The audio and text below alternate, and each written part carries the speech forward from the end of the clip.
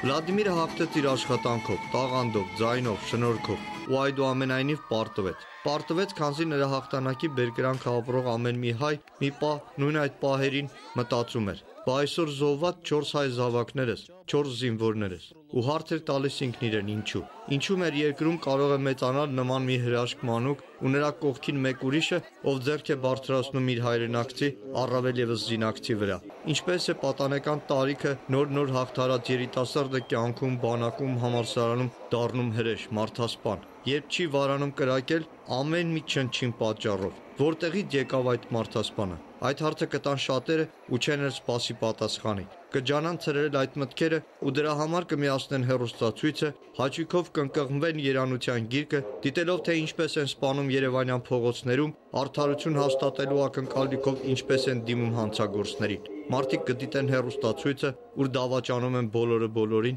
ուր չկա հավատարմություն ասվածը, երբ ցանկացած իրավապահ արդեն հանցագործ է ու չկա հերոս։ Իսկ հերոսներն այսօր կամ բանակից փախած ճակերտավոր լավ տղաներն են, կամ փողկապավոր երիտասարդ կարիերիստները հայրենասիրության մասին ճոռոմ ճառերը բերաններին, բանակից տարեկետում ազատականը գրպաններում, մատչելի բնակարանը հեռանկարում։ Երբ բանակում սպանություն է տեղի ունենում, ընդվզում են, զայրանում, քննադատում, միայն, շատ հաճախ ձևական։ Որևէ մեկը չի հանդգնում ասել, թե մենք բանակ ենք ուղարկում նաև մամայի բալայի, հանցագործի, գողականի, թաղային հեղինակության, տականքի։ Ավելի հեշտ է կեղծ հայրենասիրական հոլովակներ պատրաստելը, դու սպասիր ես կգամ մամայի բալայական երգերով ու նմանատիպ պաստառներով քաղաքը զարդարելը։ Իսկ Երևանի փողոցներում հնարավոր չէ գտնել մի պաստառ, որ հայոց բանակի մասին լինի ու պատկերի Լեոնիդին, Ասկոլկային, Մոնթեին, Պետոին, Էմիլին, Մերուժին, Շահենին, Թաթուլին, Դուշմանին։ Դժվարացա անուններ ասել, նրանք չափազանց շատ են։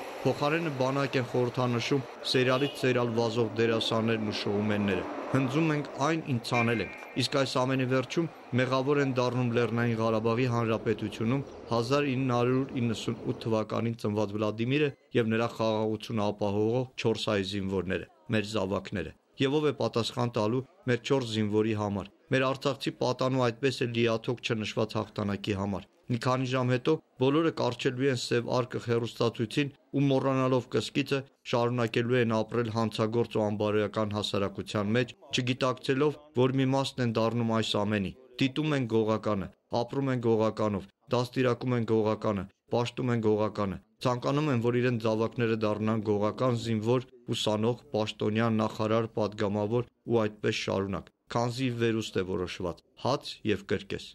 Գեղամ Մանուկյան, Երկիրն այսօր։